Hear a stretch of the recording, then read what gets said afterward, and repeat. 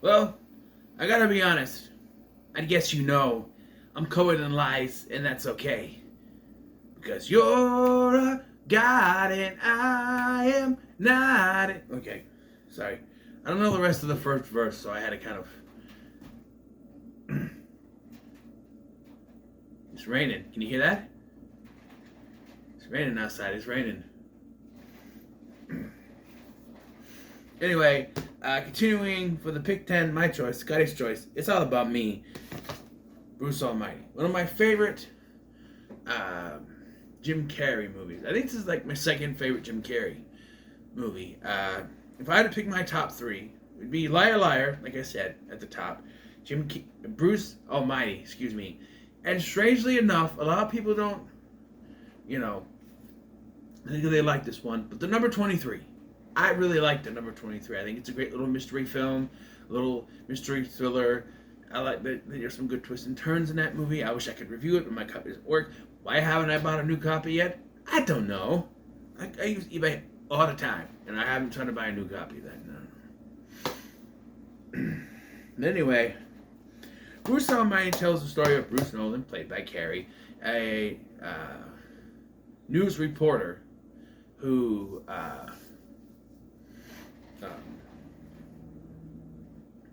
feels like his career is not moving anywhere. He desperately wants an anchor job, but can't get it, and everything falls apart when someone else gets the anchor job. He freaks out. He thinks that God hates him and doesn't get anything he ever wants, and so he actually meets with God, played by Morgan Freeman, and God gives him all his powers to show him what it's like to be God. At the line from Frankenstein, now I know what it's like to be God. That line, which was taken out of original screenings and then put back in for the DVD releases. Yes, so that's basically the film. He's got to learn what it's like to be God. It's not so hunky-dory, cut and dry. You have all this power, you can do what you want. And so right away, the beginning of this movie establishes that Bruce is just shit on constantly. It is really raining outside. You're gonna hear that pitter pattering on the window. So just kind of ignore it and listen to me as you are. You know what I mean? And for those of you who only kind of listen to this on your headphones or whatever, while you're cleaning or something, oh hey, this guy's got a new video. I'll listen to it while I'm cleaning. And you just, what's all that pitter patter noise? It's rain. I can't help it. I cannot help it. I'm sorry. But anyway, wow, it's really coming down out there. So yeah, he's shit on a lot. His hockey team, the Buffalo Sabres, they're constantly losing. He wants this anchor job. He's doing this story on this giant cookie that's being made by these two foreign bakers. And we do find out that they're doing it because the health department found a rat pellet in one of the cookies, but she's like, no, it's a big chocolate sprinkle. And like, Bruce is like, can't put that on TV, so he doesn't change it. And yeah, it's a lot of fun, this opening. It, shows the inner workings of a news broadcast, so to speak. But it's sweeps week. He wants that job. And watching it this time, something occurred to me that what happens with Bruce on the Maid of the Mist, I wouldn't say completely, but Bruce was kind of in the right for freaking out. So he's talking. So first of all, there's a line of dialogue said when Bruce isn't even in a room yet. You cut to this what's the meeting room? We'll say a meeting room where they're talking about it, and Evan Baxter, played by Steve Carell, says, "Hey, any news on the anchor job?" He goes, and Jack, the boss in charge, the station manager, played by the late Philip Baker Hall, rest in peace, says, when I know something, you'll know something. And watching this and how it goes along, that was strictly for the audience. Because the sequences of events that happened after it dictate that everything was already in place. But, according to what the audience was told, they hadn't picked a new anchor yet. Because Pete Feynman is leaving. He's the announcer guy who's there for like 5 minutes. I don't know. In the movie, at least. But, nobody see him. So, Bruce was like, hey, I really want this job. You know, Evan doesn't deserve it, blah, blah, blah. And he's like, you can't do it. Evan's an asshole. He made an asshole. Knocks the sandwich, and he's like, something I noticed this time, I swear, I didn't look it up, but the sandwich guy, I swear it's Walt Flanagan from Kevin Smith movies. Maybe it's Universe mostly, but I swear it was Walt Flanagan in a cameo. I watched this on Netflix, so I know I have the DVD. It's full screen, which would stretch out on my Blu-ray player, but I wanted to play video game while I watched it. So anyway, Bruce gets told he gets to do a live broadcast from the Maid of the Mist, and so he goes to do that, and he tells Grace he's so happy. He says, "Hey, this is what they did with Susan Ortega, the other girls, before she got anchored, right?" And on one hand, it should have occurred to him what was going on. If Evan was the one who usually does the live broadcast, and now Bruce is doing the live broadcast, it means A, he's getting a promotion either way, but he's doing live broadcast now. I'm assuming it pays more.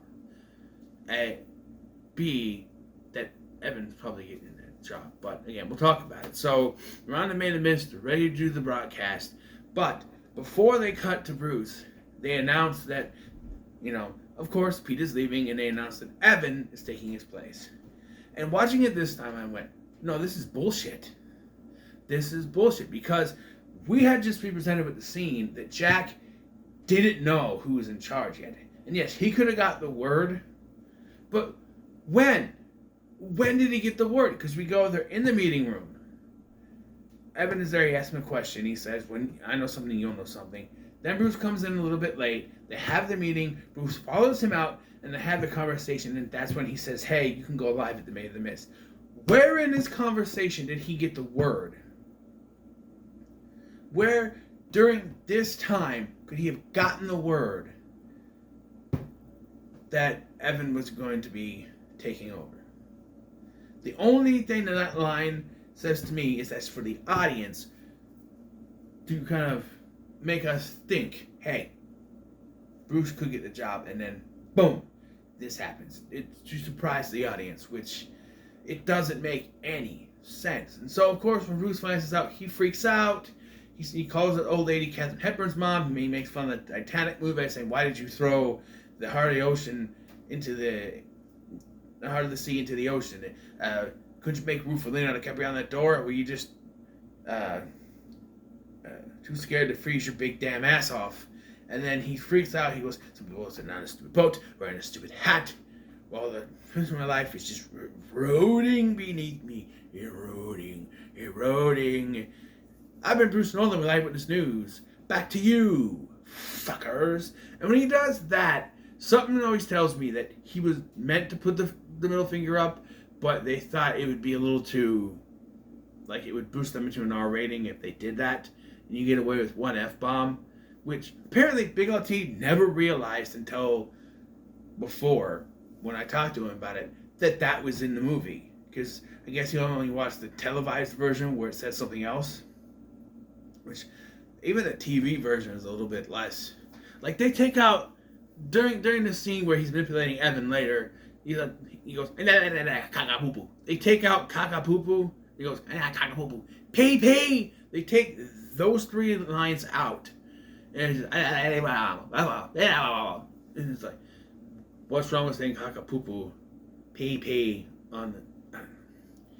I don't know. But he completely flips out here. And in my opinion, he's in the right. They lied to him. They told him that they hadn't found anyone yet. and they tell him, hey, you can do this, big responsibility, and then they just gave it to Evan. That is bullshit. I know that's show business, but that's bullshit. They lied to him. He had every right to flip out on them. And what does he get? He gets fired. What kind of reaction were you expecting when this guy was still hoping to get the anchor job and you just give it to Evan? Now, you could say that during the time it took from him to go see Grace and go to the Maid of the Mist, that's when he got the call, or that's when the decision was made. But if that was the case, then why was Bruce already set out there? It just doesn't make any sense to me. This causes him to break down. He freaks out, and he ends up, praying to God for a sign, which is kind of funny because he says, watch out. Then he gets in a car accident, and then pager goes off. He ignores it, don't know you. Next day, he throws the pager out the window. It gets destroyed, and yet it still goes off. There's a running joke where his dog likes to piss on the chair in the house. I don't know. It only serves so that when he has the God powers, he can make him go to the toilet, I guess. But I don't know. Why not just tell him to go outside when he has the powers? You can control him. I don't know. But he goes to this place where he's beeped to, and he meets, first of all, the janitor, also played by Morgan Freeman, tells him that the elevator's out and asks if he can help him, which, when you're a janitor, from my point of view, you could use some help. But he's like, how about the 7th at 7? Because everything is 7. 7, 7, 7, 7, which I guess is supposed to be a knock on 666, but 7, 7, 7, 7, I don't know. 7, good luck? Maybe, like jackpot? I don't know. And he goes up to the 7th floor, room 7 on the 7th floor. So there's like one room on each floor. Whatever, he goes all up there. And Morgan Freeman is there too. And he's like, the elevator is broken, huh? Yeah, but it'll get fixed. Which, he is God, so only thing I can assume is that he just wanted him to walk up 7 flights of stairs. Anyway, so he tells him, hey, when you leave here, you will have my powers, and you will see what it's like to be God. And of course, once he realizes he has these powers, he goes to this diner. Like, there's a whole thing where he turns into Clint Eastwood, and then I do love the exchange where he's got a 44 Magnum, most powerful gun in the world. Oh, Bruce Nolan pulls out a microphone. Bruce, no, Lynn throws it in the garbage can and runs in. He orders he just orders like a coffee, I think, and then he gets some soup, like tomato soup or something. And he's like, excuse me, do you have a spoon? And he pulls a spoon out of his mouth. And even though there's just one guy that notices, no one else does. And then he parks the tomato soup like it's the Red Sea, and that's when God starts up beginning. He's like, pretty cool, isn't it? And that's when they have a thing. I love this scene when they're talking and they're walking, because it doesn't occur to you or Bruce at the moment when they're talking. He's like, you have all my powers, you have all my responsibilities, you can be better, you can do it. And all of a sudden the sailboat comes by behind them, and Bruce notices, and you have a wide shot, and they're standing on the river, lake, whatever, on the lake. They're walking on water. So I love that shot. So now he's got all these powers. But of course, when you get powers, godlike powers, what do? You use them to help yourself first. So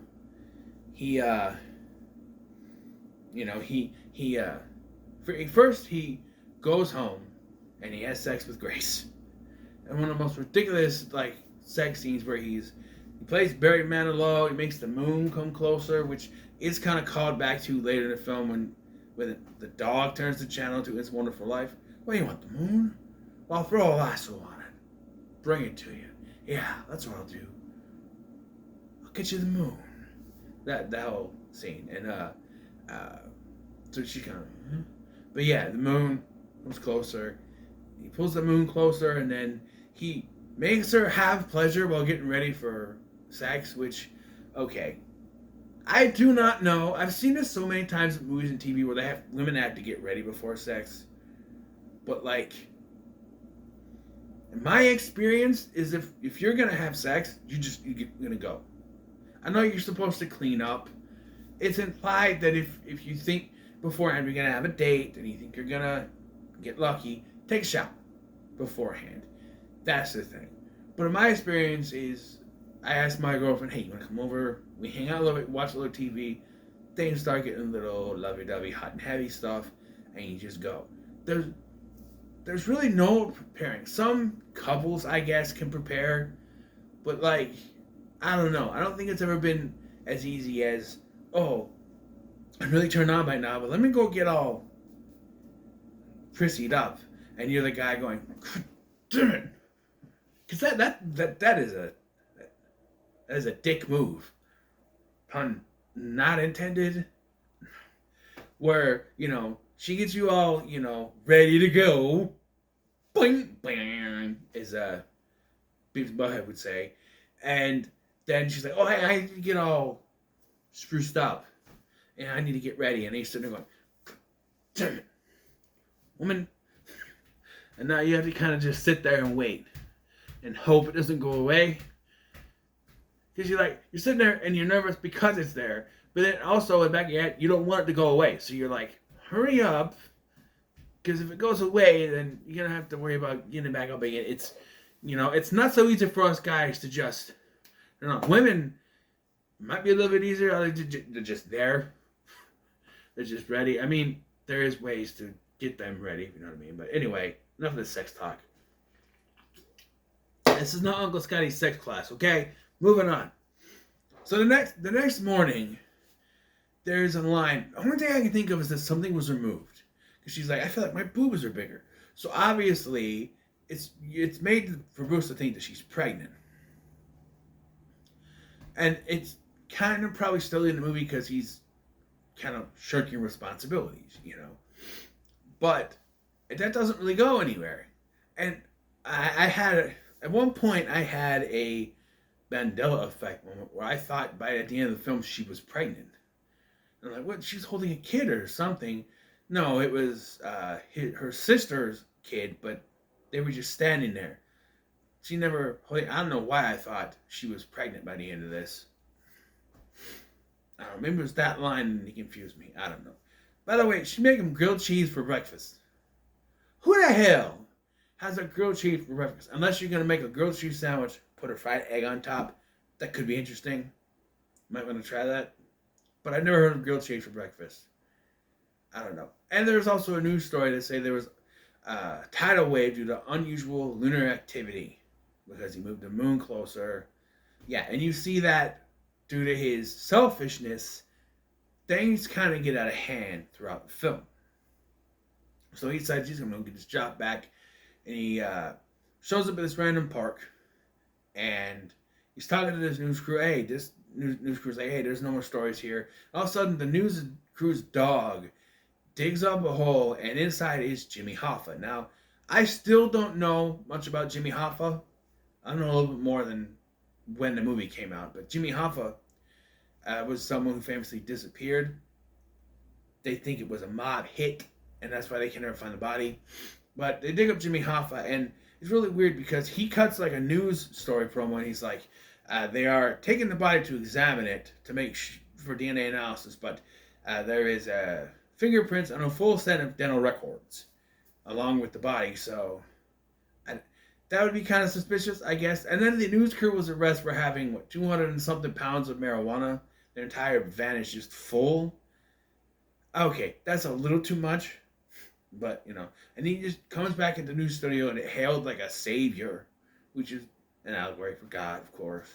And he gets his old job back, but then proceeds to go to. He starts doing these broadcasts, Mark Twain chili cook-off, and then cause the media to strike down so he can have a bigger news story, stuff like that. And then he decides he's going to get that promotion, and so he uses his God powers to humiliate Evan. Then,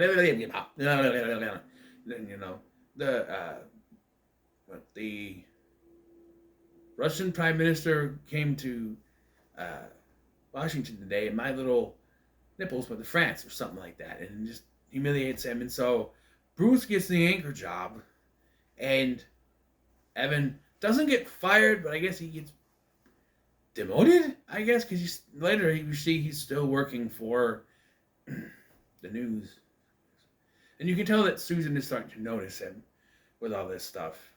The other anchor lady, which is a subplot I don't really care for. I don't know. It doesn't. We'll get to it. But now he is, we cut to Grace and her sister talking. By the way, her sister is Jussie. Yeah, it's Jussie, not Jessie. Jussie from the Parent Trap remake. Interesting. I always forget that. But they're talking about, Bruce wanted me to get all massaged and everything, and because the night to be a special night. And so her sister gets in her head that Bruce is going to propose.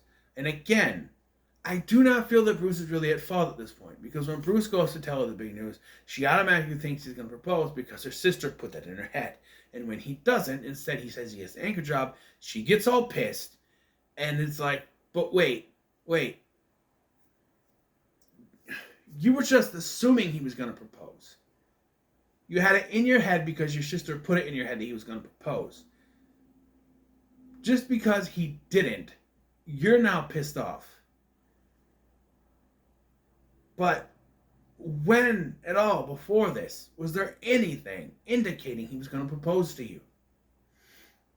The only thing that ever happened, like he said he wanted to do, thing, because he, be all gussied up, whatever, go into the restaurant where you had your first date because it was something important that was going to happen.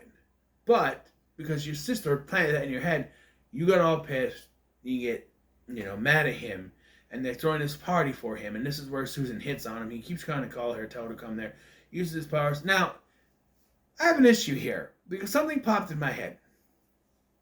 God tells him that one of the things you can't do is affect free will. However, he makes his dog go to the TV and turn the channel. Isn't that affecting the dog's free will? And later when he tries to do it to Grace, it doesn't work. But he did it with the dog. In fact, he told the dog to go pee in the bathroom. Is that not affecting free? Do animals not get free will? Are they just supposed to be told what to do? I don't understand it. I don't know. I guess you give dogs commands anyway. But still, like, tell him to go to the bathroom, that's one thing. But controlling him to go over and push the controller, that's affecting free will to me. And of course this works, and Grace goes to the party just in time to see Susan making out with him. And again, this kind of frustrates me, okay? She gets all pissed off, and he truthfully says she came on to him. He said, "Oh, I didn't see you fighting back." The lady was like an octopus. She had her arms around him. He barely take her hands off of him. He's like, it's not like that.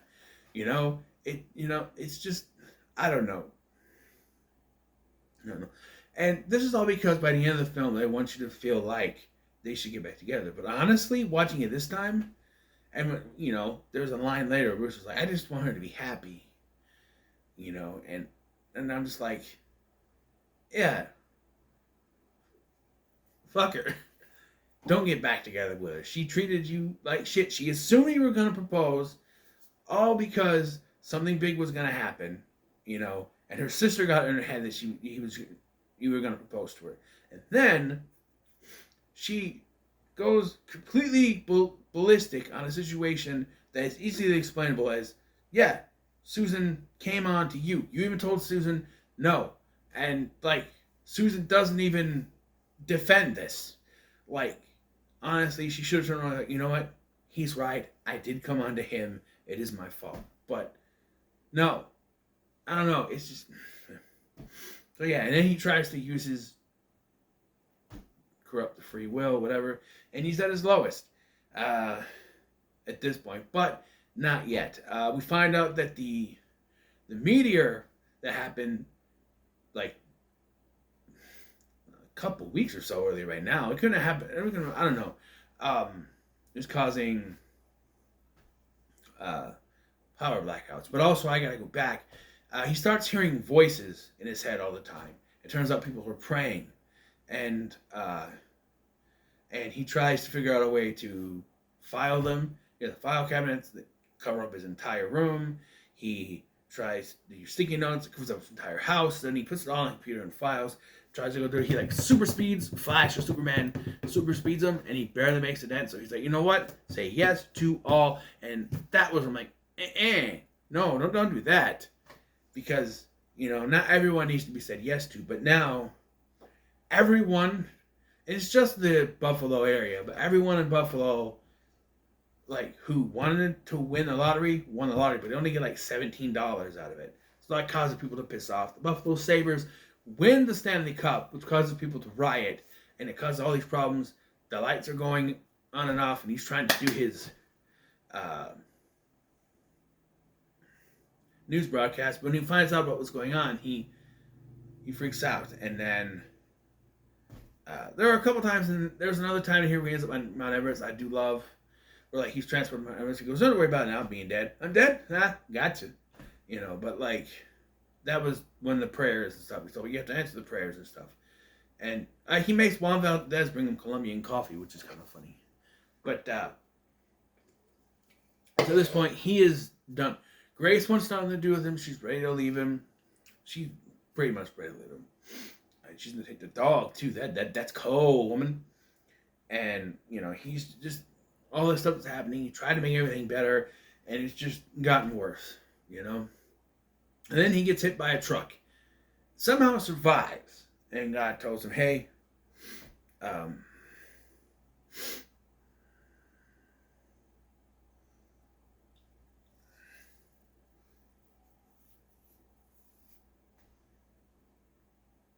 wait, there's another time where he goes back to the building and the 7th at 7, and they have that mop session.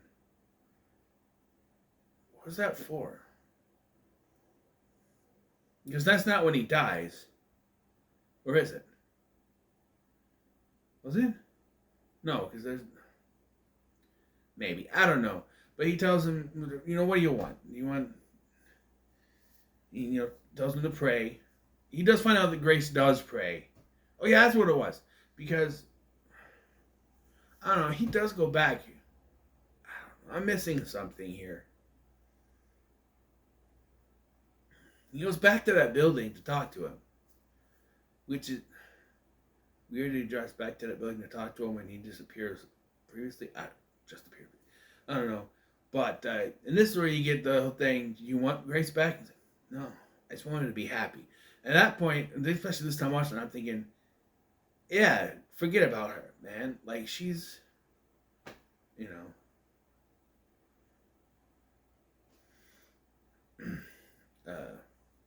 was the whole thing where he's sending messages trying to get her to come back to him. But I don't know. But yeah, and he wakes up in the hospital, surviving. There's a line of dialogue earlier where Grace says she has a rare blood type, AB positive. And he goes, IB positive. IB positive, then he touches me with a needle. And it turns out he's also AB positive. And and she comes back with a line. She said, they just put that in a warehouse somewhere. And she walks in and she says, I hear they put that in a warehouse somewhere. And they kind of rekindle the romance and everything. And, well, what would be interesting? I just thought of this. He wakes up in the hospital, but it's revealed that he's been in a coma since the night he got fired. Damn fly. That he was in a car accident that night. He never met God. He never had any of that. And it's kind of a click kind of thing, which came out after this, like 2004, I think, 2005, 2006 came out a couple years later. But it would be sort of like Click, where he wakes up in the hospital and he finds out that he got a car accident that night. He's been in a coma for like a month and has woken up. None of the gossip ever happened. He still has Grace. And he has a better outlook on life now. He proposes to her, all that stuff. He accepts his job. he goes back, he talks to Jack, he gets his job back, and he just accepts what it was, that sort of thing, But this does, work better, I guess. He does get his regular job back. He gives Evan, he helps Evan get his anchor job back and congratulates him, which leads in. I'm going to talk a little bit about the spin-off sequel. Just a little bit here. But yeah, and there's been this homeless man around, and the homeless man was God the entire time. But yeah, he and Grace are now engaged, and he's going back to the cookie people. Everything's happy again. Yay. I remember now. There was a point where the You're a God moment where he starts helping people out. After he's hit rock bottom, he starts helping people out. Maybe, yeah, he talks to God then. But then he has another breakdown moment when I think it goes this way. After everything's happened, he goes to talk to God. And the 7-7 thing happens. And they mop the floor, and he tells them, you gotta, do good stuff like that. So he starts helping people out. You get the We're a God thing. And I think that's where he also does the commercials. And goes to talk to her. And then it just sort of... I want to say that's when. Right? Because I don't think it was during the Meteor thing, was it? No, because he's helping people out. And the Meteor thing was a different song when he was being, when he came about himself. So, yeah, I don't know. I watched this damn movie, and it's very confusing, but the ending. So, before I kind of delve a little bit into Evan Almighty, I'm going to give this a pretty good. Like I said, my second favorite Jim Carrey movie. Now, before you're saying, what about Truman Show? Well, Cable Guy. Haven't seen those. Really should, but I haven't. Sorry. But maybe I will eventually. In fact, I know I will eventually, but I just haven't seen him yet. But I don't know. I prefer some of his later stuff, apparently. The number 23. This. Liar's one's earlier ones, but still. So, yeah. Pretty good. So what are your thoughts on Bruce Almighty? Leave them in the comments below. Make sure to like, share, and subscribe. So Evan Almighty is a sequel spinoff because, as you know, Jim Carrey did not like doing sequels.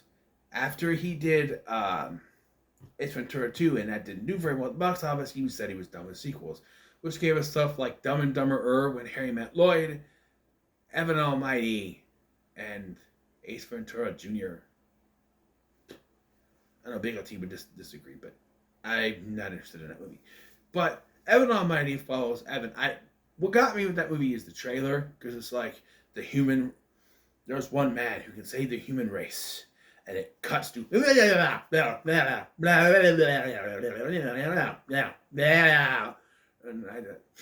what are we doing? Yeah.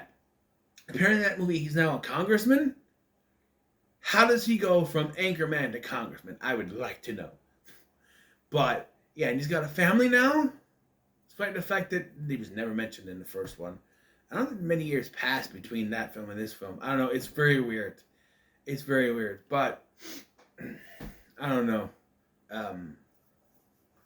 Yeah.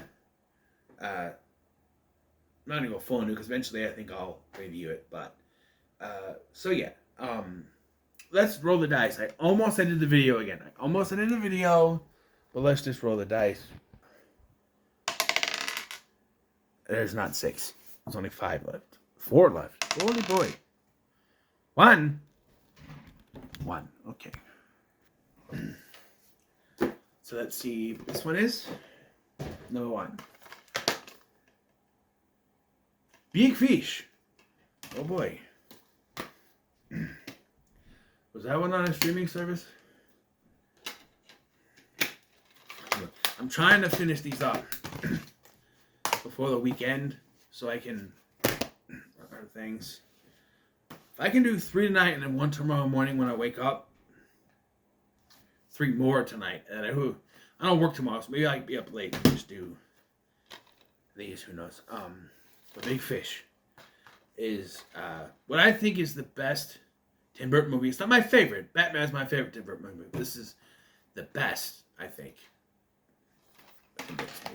If I was ranking the best, this would be number 1. If I was ranking my favorite, this would be at number 2 or 3. Beetlejuice might be before this. But anyway, so yeah, thank you for watching. I've been Scotty, and I'll see you in the next one.